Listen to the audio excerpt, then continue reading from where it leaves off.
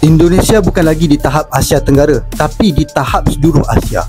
Dari 8 perlawanan, hanya 3 kali sahaja kalah dan selebihnya seri dan menang.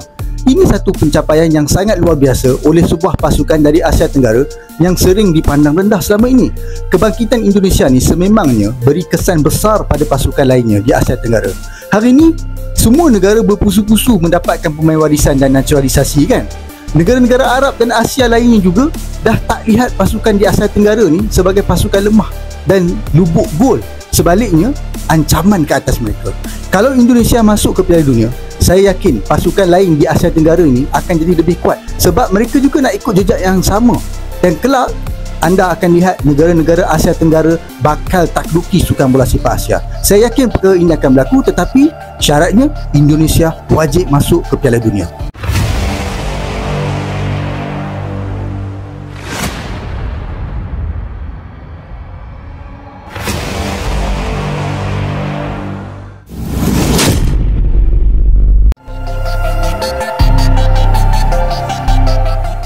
Di tengah semangat tinggi timnas Indonesia yang tengah mempersiapkan diri menghadapi babak keempat kualifikasi Piala Dunia 2026, rival abadi mereka, Malaysia, justru disibukkan oleh berbagai komentar miring dan kritik terhadap langkah-langkah yang diambil oleh Garuda. Fenomena ini memperlihatkan kontras mencolok antara dua negara serumpun yang memiliki sejarah panjang rivalitas dalam sepak bola Asia Tenggara. Setelah pemecatan pelatih Shin Tae-yong awal tahun ini, PSSI langsung bergerak cepat menunjuk Patrick Kluivert sebagai pelatih kepala baru. Keputusan tersebut mengejutkan banyak pihak, tetapi secara perlahan mulai menunjukkan hasil positif. Kluivert, legenda sepak bola Belanda, membawa pendekatan yang lebih modern dan komunikatif terhadap para pemain.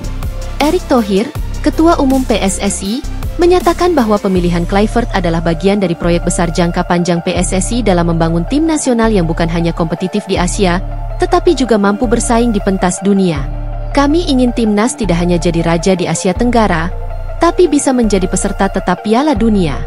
Untuk itu, kami harus berani mengambil langkah besar, termasuk pelatih kelas dunia dan pembinaan jangka panjang, ujar Erick. Timnas Indonesia saat ini berada di posisi keempat grup C dengan 9 poin dari 6 pertandingan, hanya terpaut tipis dari Arab Saudi dan Australia. Dengan 2 laga tersisa melawan Cina di Jakarta dan Jepang di Osaka, peluang lolos masih sangat terbuka, terlebih dengan dukungan publik yang luar biasa. Tiket laga melawan Cina yang akan digelar di Stadion GBK Ludes hanya dalam hitungan jam. Atmosfer dukungan publik Indonesia terlihat jauh lebih hidup dibanding negara tetangga yang justru sepi animo, bahkan saat menghadapi lawan yang tidak skuad Cina atau Jepang.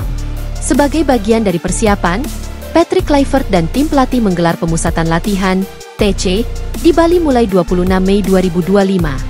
Pilihan lokasi ini bukan tanpa alasan. Bali memberikan suasana yang lebih santai sekaligus fokus, jauh dari tekanan publik ibu kota, namun tetap kondusif untuk latihan intensif. Beberapa pemain naturalisasi seperti Jordi Amat, Rafael Struijk, Jai Itzes, dan Shane Patinama sudah dipastikan akan bergabung.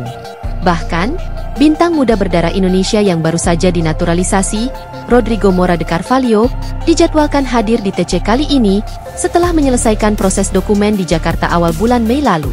Saya bangga bisa kembali ke Indonesia. Ini mimpi saya sejak kecil.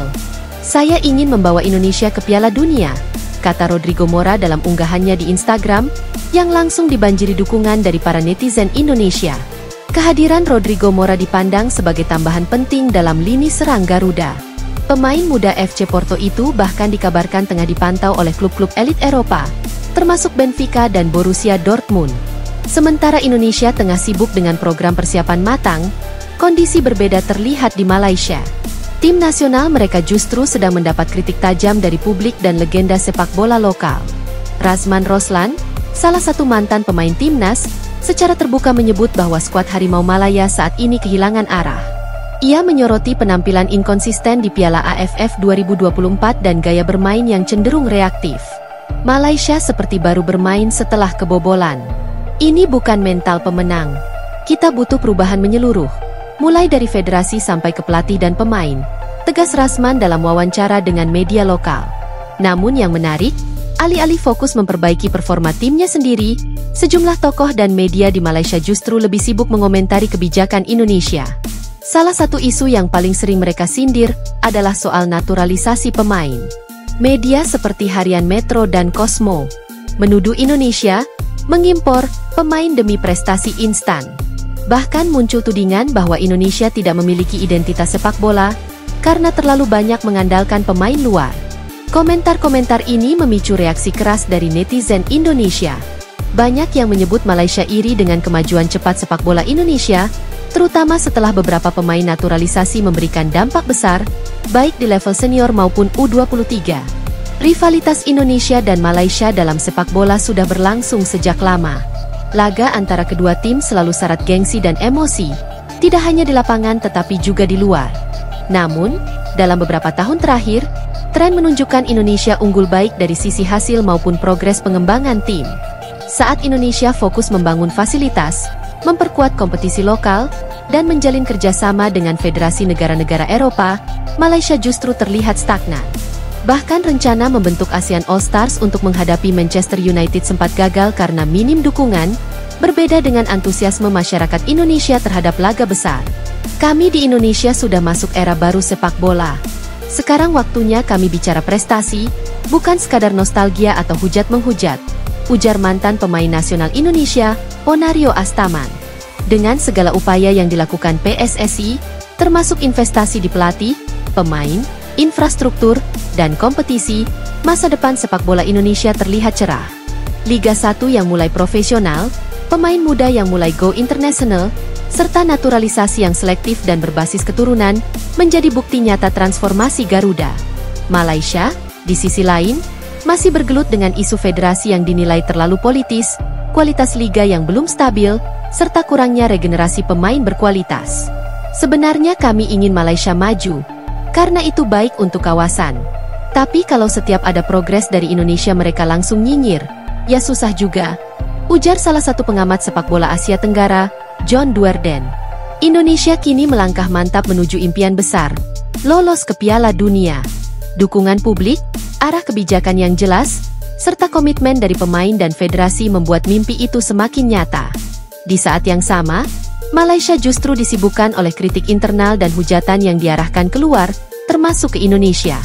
Jika tidak segera berbenah, bukan tidak mungkin Malaysia akan semakin tertinggal, bukan hanya dari Indonesia, tetapi dari negara-negara lain seperti Vietnam, Thailand, atau bahkan Filipina yang juga mulai menata ulang sistem sepak bola mereka. Karena dalam sepak bola modern, fokus dan kolaborasi jauh lebih penting ketimbang polemik dan sindiran tak berdasar.